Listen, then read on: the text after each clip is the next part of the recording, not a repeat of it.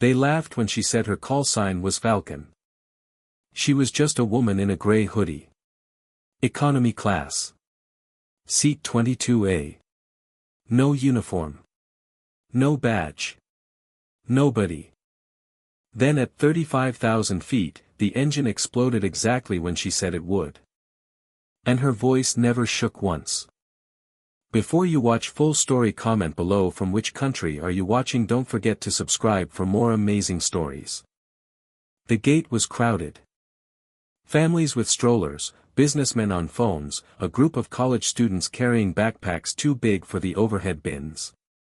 The usual noise of an airport on a Tuesday morning, announcements, coffee cups, rolling suitcases dragging across tile.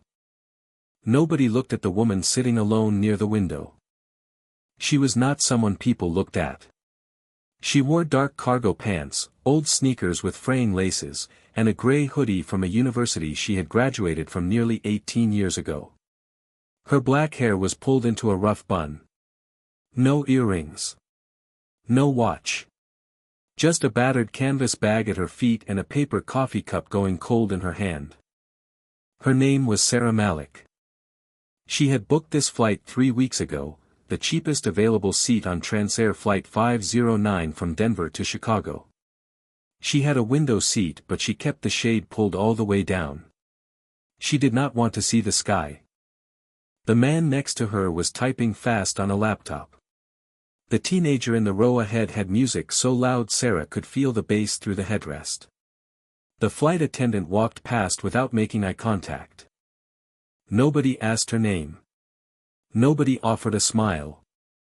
Nobody gave her a second glance. That was fine.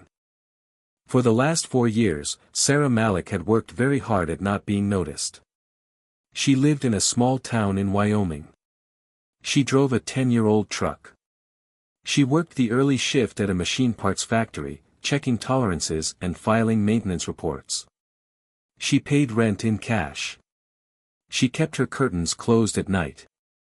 She told herself it was survival. She told herself she had done everything she could, and sometimes she almost believed it. But every time a plane crossed the sky above her town, and they crossed often, silver flashes cutting through blue, she would stop whatever she was doing and watch it until it disappeared. And she would think the same thought every time. Does that plane have a Meridian MX-7 engine?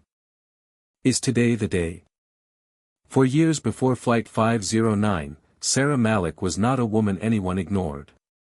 She was Captain Sarah Falcon Malik, one of the most decorated test pilots in the United States Air Force. She had logged over 7,500 flight hours. She had flown 54 different aircraft, fighters, cargo planes, experimental jets that most pilots only read about in classified briefings. She had tested systems at altitudes where the air was too thin to breathe without assistance. Her call sign was Falcon. Not because she was fast, though she was. But because she could detect problems in aircraft the way a falcon spots a mouse from 300 feet in the air. Tiny details. Micro vibrations. A sound that didn't belong. A feeling through the controls that no instrument was showing. Other pilots called it instinct. Sarah called it discipline. 3 years before Flight 509, the Air Force had assigned her to evaluate a new commercial engine, the Meridian MX-7, manufactured by a corporation called Skyline Propulsion Group. The engine was stunning on paper. Lighter than anything in current service. 38% more fuel efficient. Airlines across the country were already placing orders. Skyline's stock price was climbing every week. Sarah was assigned to test it. During her 4th test flight, at a specific power setting and altitude combination, she felt something. It was not in any readout. The instruments showed nothing. But through the control column, that direct physical link between pilot and machine, her hands felt a vibration. A low, repeating tremor that had no business being there. Rhythmic. Steady. Wrong. She landed. She ran diagnostics. She pulled the engine data apart line by line. She ran the same tests 3 more times. What she found made her stomach drop. Microscopic fractures in the second-stage turbine blades. Not visible to the naked eye. Too subtle for standard testing to catch. But real and growing. Under the kind of prolonged stress a commercial airliner experiences on a 4-hour cross-country flight, those fractures would spread. The blades would weaken. And eventually, catastrophically, they would shatter. The engine would tear itself apart from the inside.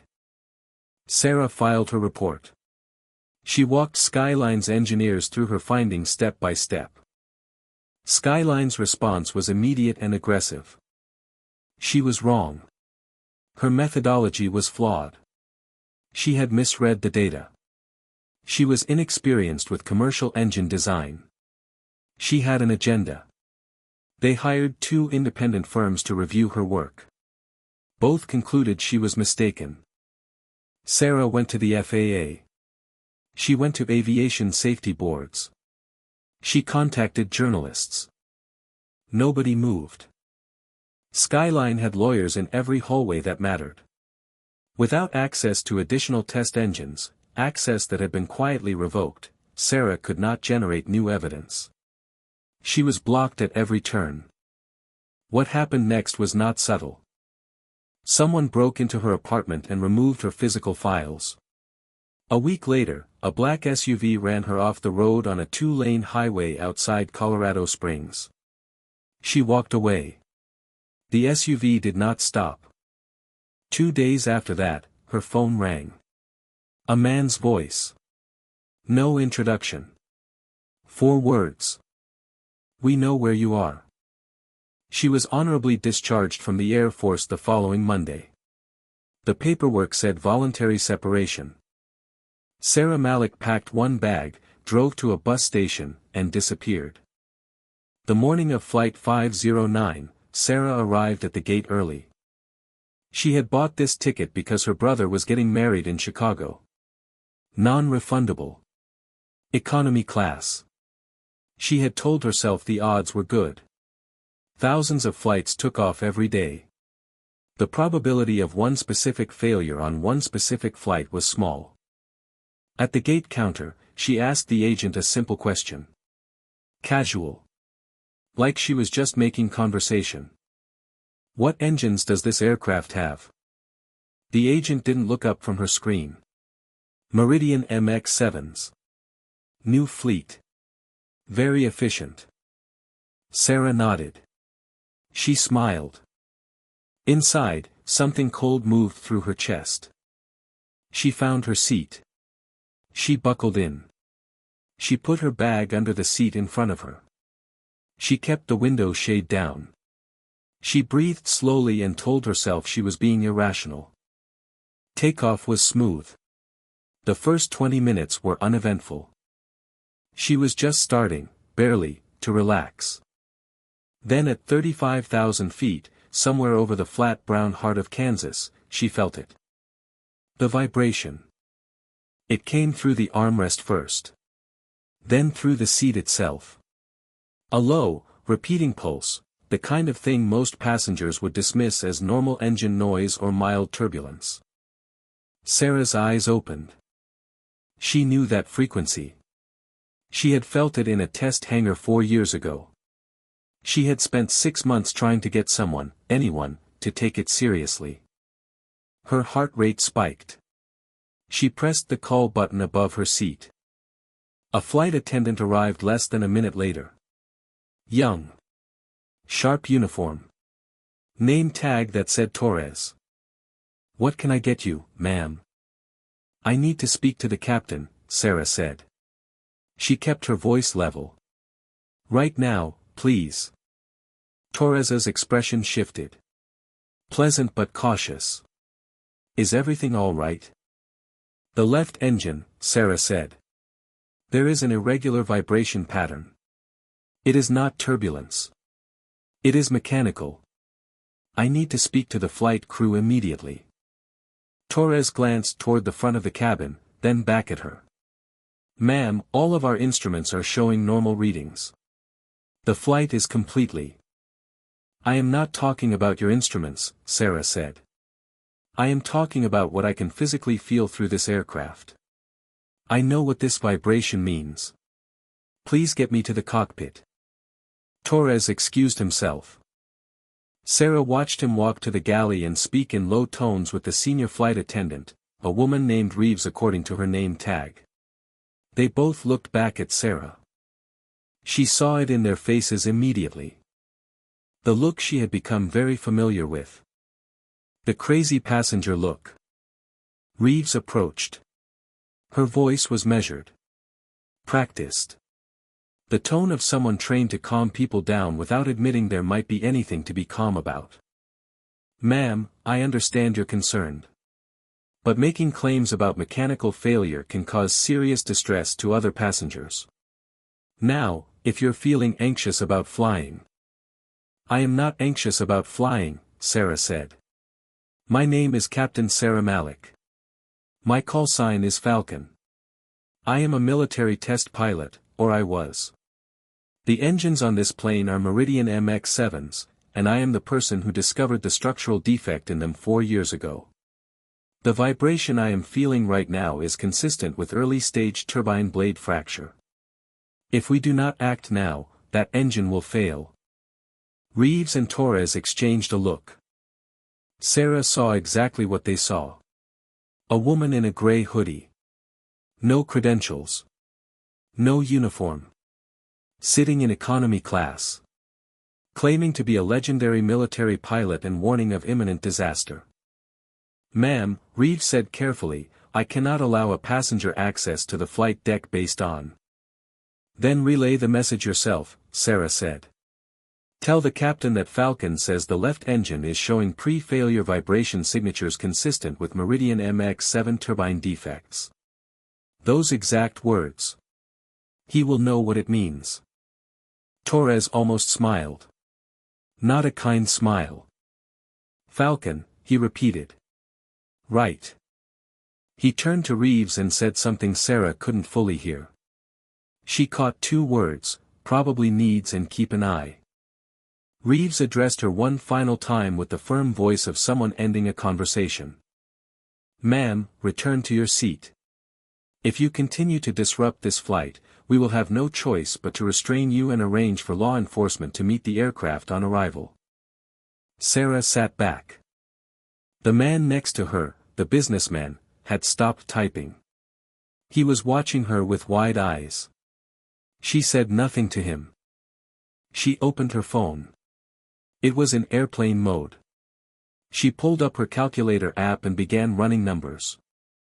Vibration frequency. Estimated blade stress. Time to critical fracture threshold. The math was not good. Based on what she was feeling, the engine had somewhere between 22 and 30 minutes before the fractures reached the point of no return. After that, blade disintegration. Catastrophic failure. Fire. She looked at the time. She sat with the knowledge. The same terrible, suffocating knowledge she had carried for 4 years. And she waited. 15 minutes passed.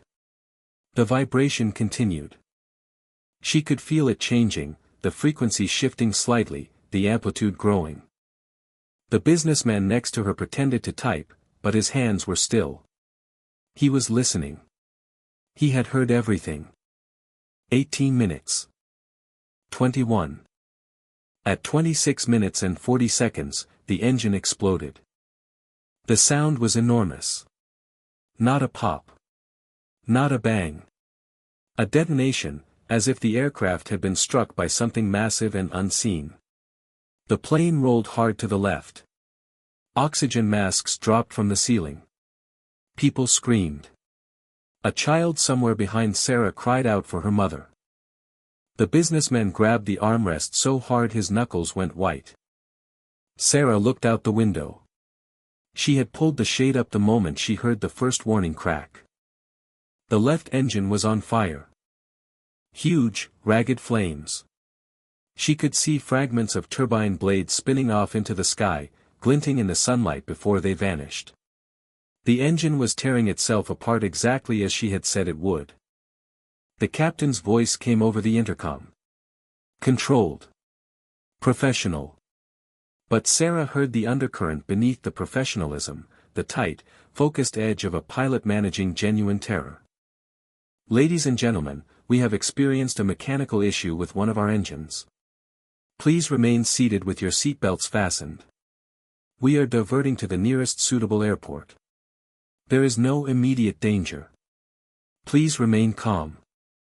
Sarah unbuckled her seatbelt and stood up.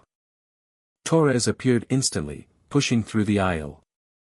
Ma'am, you need to sit down. I told you. I told you exactly what would happen, Sarah said. Her voice was quiet. Completely steady. Ice cold. I told you when it would happen. Now it is happening. That engine is on fire. If that fire reaches the wing fuel tanks, this aircraft will not make it to any airport. You have maybe 10 minutes to let me help before that becomes impossible. Torres stared at her. Get me to the cockpit, Sarah said. Right now. Reeves was there too. She looked at Sarah.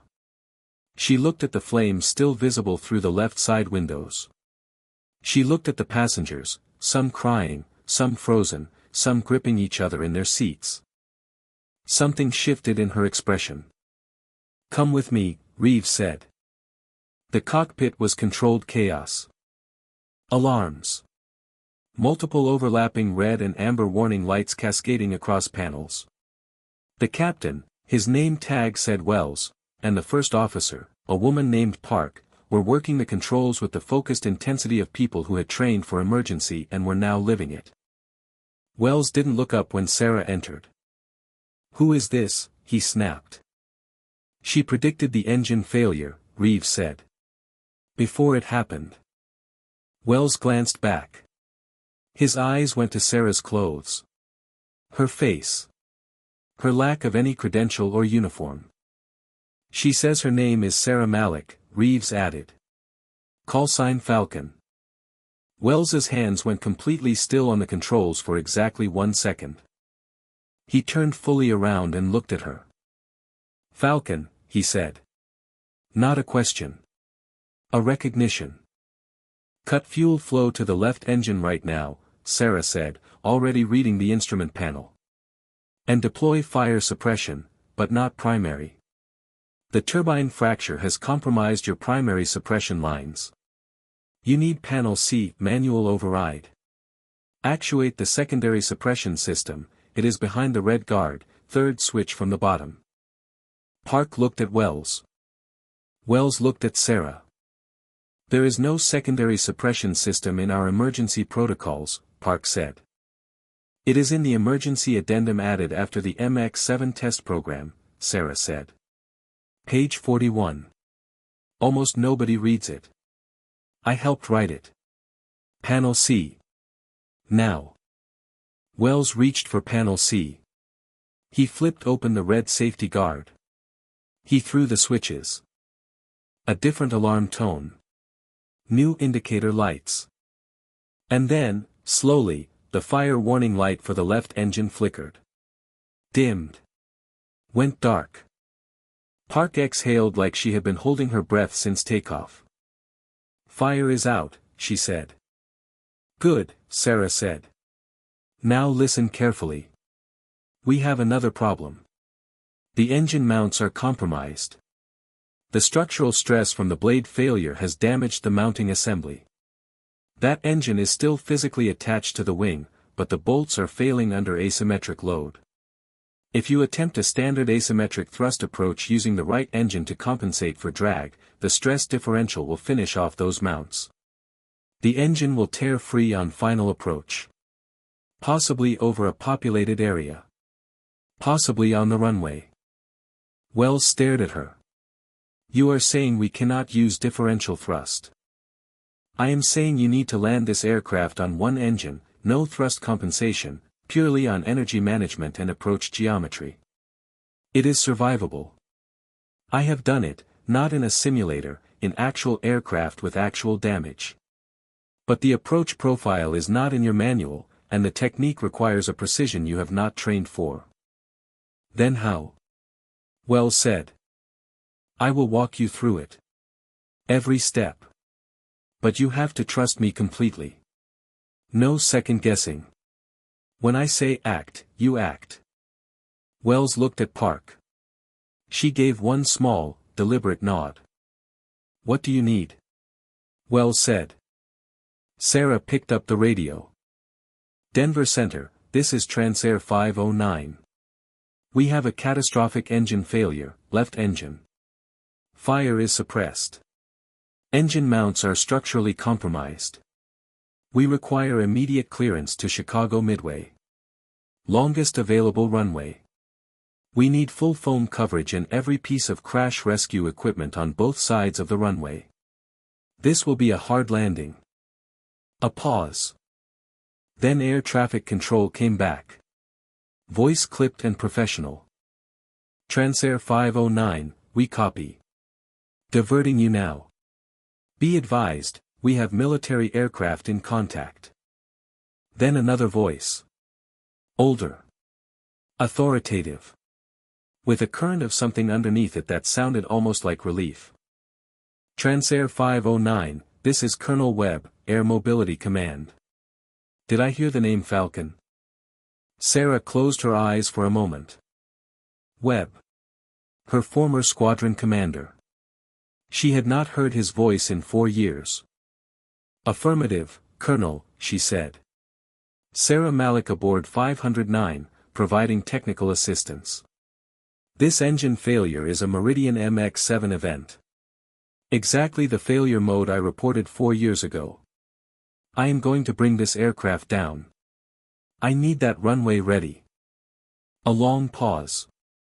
Sarah. His voice was different now. Quieter. Rougher. We thought, there were reports that you. I have been hiding, sir. We can talk about that later. Right now I have 263 people on this plane and approximately 12 minutes to get them on the ground. Can you help me or not? Consider it done, Webb said. Every unit is standing by. Falcon, it is very good to hear your voice. Good to use it again, sir. She handed the radio back. Okay, she said. Let us work. For the next 11 minutes, Sarah ran the most complex approach of her life. She had Wells fly a profile that violated virtually every standard commercial aviation procedure, but followed precisely the emergency protocol she had developed herself in the months after she first discovered the MX-7 defect. Knowing that one day this might happen. Knowing that if the worst came, someone needed to know what to do. She had Park systematically shut down non-essential electrical systems to reduce load on the remaining engine. She calculated approach speed and descent geometry in her head, running numbers against what she could see through the cockpit windows and feel through the aircraft structure. Outside, news helicopters were already circling. Across the country, aviation experts watching the live feed were preparing themselves for catastrophe. Wells, hold this descent rate, she said. Her voice never changed. Calm. Precise. Cold. Do not touch the rudder. Any asymmetric drag input risks overstressing the mounts. Park, call my altitude at 500, 300, 200, 100. Nothing else. Clean data only. Understood, they both said. The runway appeared in the windscreen. Long foamed white. Emergency vehicles lined both sides like a corridor of red and yellow lights, strobing in the afternoon sun. The damaged engine was visibly wrong, hanging slightly lower than it should, tilted on its mounts, held in place by bolts that were failing one by one under the asymmetric load. 500 feet, Park called. Speed is correct, Sarah said. Descent rate is correct. Do not adjust. 300 feet. Hold everything. 200 feet. Park, gear down now. The landing gear extended with a deep mechanical rumble that Sarah felt through the deck. 100 feet. The runway was rushing up. Faster than any normal approach. Steeper. The passengers in the cabin behind her, she could picture them gripping armrests, bracing, not understanding why this felt so violent and wrong. 50 feet. Wells, not yet. Wait. The ground came up fast. Now, Sarah said. Flare, smooth and firm. Do not hesitate. Wells pulled back. The nose rose. The aircraft dropped the last 35 feet in a controlled fall. Not graceful. Not gentle. But exactly as Sarah had calculated. The landing gear hit the runway. It was brutal. The kind of impact that sends unsecured items airborne and throws overhead bins open. Passengers cried out. Something cracked loudly in the structure, audible even over engine noise and rushing wind. But the gear held. The tires did not blow. The plane stayed straight as they decelerated down the runway, still moving at over 115 miles per hour. The left engine surrendered. The mounting bolts, compromised since the initial explosion, weakened further by the landing impact, finally failed completely. The engine tore free from the wing. It tumbled across the runway behind them. A massive, twisted mass of metal, trailing fire and sparks. The aircraft rolled away from it at decreasing speed. By the time the engine came to rest on the foam-covered runway, Transair Flight 509 had slowed to taxiing speed. Wells hit the brakes. The aircraft stopped. For a long moment, nobody in the cockpit spoke. Wells was shaking. Park had both hands over her face. Emergency vehicles were already converging from both sides, lights strobing across the cockpit glass, firefighters running toward the separated engine. Sarah exhaled. Long, slow. Complete. We are down, she said quietly. Everyone is safe. You both did exactly right. Wells turned to look at her. His face was pale and wet with sweat. You saved this plane, he said. Sarah looked at him. I tried to save it 4 years ago, she said. Nobody wanted to hear it then. Within 2 hours, Sarah's face was on every news broadcast in the country. The ghost pilot returns. The woman they silenced saves 263 lives. The footage from the news helicopters was extraordinary, the foamed runway, the controlled descent, the engine tumbling free in a shower of sparks, the aircraft rolling to a stop as emergency vehicles converged from every direction. Anchors called it a miracle. Aviation experts called it something they had never seen before. Inside the terminal at Chicago Midway, Sarah stood in the middle of a crowd of passengers who could not stop reaching for her. Hands on her arms. Tearful hugs from people she had never met. Torres and Reeves found her eventually. They approached slowly, like people approaching a fire they had helped start. Captain Malik, Reeves said. Her voice was unsteady. There aren't words for how sorry I am. You told us. You told us exactly what was going to happen, and we. You did what you were trained to do, Sarah said. She was not angry. She was too tired for anger. I looked like a person having a breakdown. You handled it the way your training said to. It was not enough. But it was not malice. Torres nodded. He looked like he might cry. You told us the exact vibration pattern. You were right about everything. I have been right about everything for 4 years, Sarah said. The problem was never being right. The problem was that being right cost money for people who had a lot of it. A hand on her shoulder. She turned.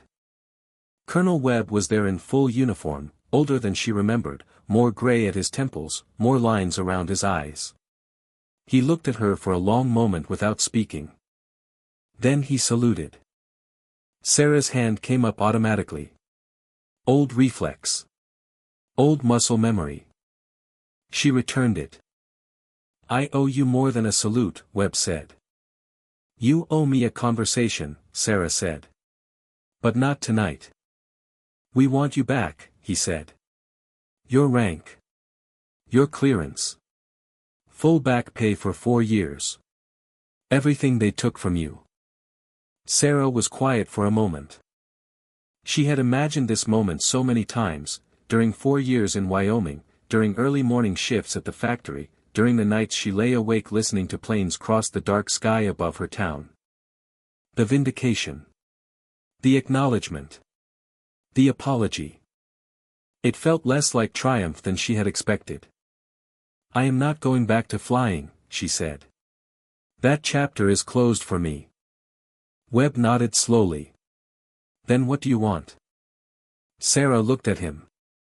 I want to make sure the next person who finds a defect does not have to disappear. I want real whistleblower protection, federal law with teeth. I want independent review authority for any safety report filed by a pilot, engineer, or technician. I want the people who threatened me, who stole my research, who ran me off a highway and forced me out of the Air Force. I want them prosecuted. Not fined. Prosecuted. Webb was quiet for a moment. You will have it, he said. Whatever you need. Where do you want to start? Sarah looked out the terminal windows at the tarmac. Crews were still working around the aircraft she had just brought in. The separated engine sat on the far end of the runway, surrounded by foam and emergency lights. Tonight, she said, I am going to my brother's wedding. I am 3 days late. But I am going. Webb almost smiled. Tomorrow, Sarah said, we go to work. 6 months after Flight 509, Sarah Malik walked into a Senate hearing room in Washington wearing her Air Force dress uniform for the first time in 4.5 years. The room was full. Cameras. Reporters. Senators along the raised dais. Captain Wells and First Officer Park sitting in the gallery. Torres and Reeves. A dozen passengers from Flight 509 who had made the trip to be there. And in the back row, looking like men attending their own sentencing, 5 senior executives from Skyline Propulsion Group. Sarah sat down at the witness table. She did not open the folder of notes in front of her. 4.5 years ago, she began, I discovered a critical structural defect in the Meridian MX-7 commercial engine. I found it through direct physical testing. I documented it with data. I presented it through every official and unofficial channel available to me. She paused. I was told I was wrong. I was told I was lying. I was told I was a problem. When I refused to stop being a problem, I was removed from my position, discharged from the Air Force, and made to understand through means I will describe in detail if this committee wishes, that continuing to speak would put my life at risk. The room was completely still. So I disappeared. I moved to a town where nobody knew my name. I took a job that had nothing to do with aircraft. I watched the sky every day and asked myself whether the planes I saw were carrying the engine I knew would fail. She looked down the row of senators. For 4.5 years, I lived with that. Then I got on Flight 509 because my brother was getting married and the ticket was non-refundable. And at 35,000 feet, I felt the same vibration I had felt in a test hangar 4 years before. I tried to warn the crew. They thought I was a disturbed woman in economy class. 26 minutes later, the engine exploded exactly as I had described, in exactly the manner I had predicted, at exactly the power and altitude conditions I had documented in reports that were dismissed, buried, and ultimately stolen from me. She paused again. I am not here today to say I told you so. I have earned the right to say it. But saying it does not bring back the 4 years I lost. It does not unthreaten the people who were threatened. It does not protect the next engineer who finds the next defect. Her voice never wavered. Never rose. Never broke. Ice cold from the first word to the last. We need federal whistleblower protection law with criminal penalties for retaliation. We need an independent aviation safety review authority that reports to Congress, not to the industry it regulates. We need to stop treating safety reporting as an inconvenience and start treating it as the most valuable thing a person in this industry can do." She stopped speaking. The room was silent for 3 full seconds. Then Captain Wells stood up and began clapping. Park stood. The passengers stood. 1 senator. Then 2. Then all of them. Sarah looked at the Skyline executives in the back row. They were staring at the floor. She looked away from them. They were not the point anymore. The point was what came next. What came next moved faster than Washington usually moves. The FAA grounded every aircraft with Meridian MX-7 engines within 48 hours of the hearing. Over 380 planes pulled from service. Airlines lost tens of millions of dollars per day. Nobody called for lifting the order. The footage of an engine tearing off a wing on a live broadcast had a way of making financial considerations feel secondary. Skyline Propulsion Group stock collapsed 55% in a week. Within 6 weeks, the CEO and 4 senior executives faced federal criminal charges: fraud, falsifying safety documentation, obstruction of a federal investigation, and conspiracy. 3 eventually cooperated with prosecutors. The 4th went to trial. He was convicted on all counts. Congress passed the Aviation Safety and Whistleblower Protection Act 7 months after the hearing. The law made retaliation against aviation safety reporters a federal felony. It established financial protection for people whose reports prevented disasters. It created an independent aviation safety review board with subpoena power, reporting directly to Congress. Sarah was offered the directorship of the new board. She accepted. She built her team carefully: engineers, test pilots, structural analysts, people who had spent careers in the industry and knew where problems were hidden. People who were not impressed by corporate titles and not afraid of corporate lawyers. She also started teaching. Once a month she visited aviation schools and spoke to students about what it meant to be a pilot. Not the glamour. Not the call signs. The responsibility. The hardest part of flying, she told them, is not the flying. It is what you do when you find something that nobody wants you to have found. When you have the data and the data says something expensive. When the choice is between your career and your conscience. A student always asked the same question. Were you scared? When the engine blew, were you scared? No, Sarah always said. Not during the explosion. I had trained for that. I knew exactly what to do. She would pause. What scared me was the 4 years before it. When I was the only person who knew what was coming. When I had done everything right and it had not mattered. When I could not stop it. The explosion was almost a relief. It finally made visible what had always been true. 14 months after Flight 509, Sarah stood at her office window. Outside, she could see the flight path into the airport. A steady stream of aircraft moving through the clear afternoon sky, commercial jets, cargo planes, small private planes, all traveling in their invisible lanes. Every one of them carrying people who would never know her name. She thought about seat 22A. About the window shade she had kept pulled down because she could not bear to look at the sky. About the vibration that had moved through the armrest like a message written in a language only she could read.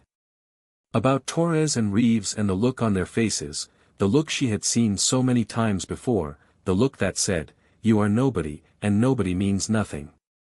She thought about the moment she stood up after the explosion. The certainty in her voice that had surprised even her. 4 years of hiding. 4 years of silence. 4 years of telling herself she had done everything she could. And underneath all of it, Falcon had never left. Her phone buzzed on the desk behind her. A message from her brother. The one who had just gotten married. Sarah, baby girl born this morning. Healthy. We are calling her Nadia. Thank you for making it to the wedding even 3 days late. We love you. Sarah smiled. She typed back. Congratulations. Tell Nadia her Aunt Sarah will teach her to spot problems that other people miss. Love you all. She set the phone down and turned back to her desk. There were 3 more safety reports waiting for her review. A meeting with the FAA's new independent board tomorrow morning. A deposition in the Skyline criminal trial on Thursday. The work was never done. There would always be another defect to find. Another engineer who needed protection. Another moment when the truth was expensive and someone had to decide whether to tell it anyway. But now, finally, the system was built to support the truth tellers. Not punish them. They had laughed at her call sign. They had seen old cargo pants and a gray hoodie and a middle seat in economy class and decided she was nobody. But she had been Falcon the entire time. Through the discharge and the threats and the stolen files and the car that tried to run her off the road and the 4 years of silence in a town where no one knew her real name, she had been Falcon. In the cockpit with Wells and Park, talking them through an approach they had never trained for, landing 263 people on a foam-covered runway in Chicago, she had been Falcon. At the Senate hearing, speaking without notes, saying the things that needed to be said in the room where they most needed to be heard, she had been Falcon. And she was Falcon now, sitting at a desk in a government office, reviewing safety reports, protecting the people who found the defects, making sure the next person who tried to tell the truth did not have to disappear to stay alive. They were not laughing anymore. Nobody laughed at truth tellers anymore. Not in the industry she had helped reshape. Not under the laws she had helped write. Because Falcon had shown them what happens when you silence the person who sees what is coming. The engine explodes. Exactly as predicted. Right on schedule. And when that moment comes, when the crisis hits and lives hang in the balance and every alarm in the cockpit is screaming, you will wish with everything you have that you had listened from the very beginning. Outside her window, another plane climbed through the late afternoon sky, banking west toward the setting sun. She watched it until it was a silver dot against the blue. Then gone. Safe flight, she thought.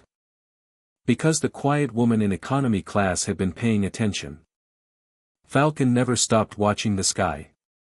She just waited for the moment when her voice mattered most. And when it came, she was ready. She had always been ready.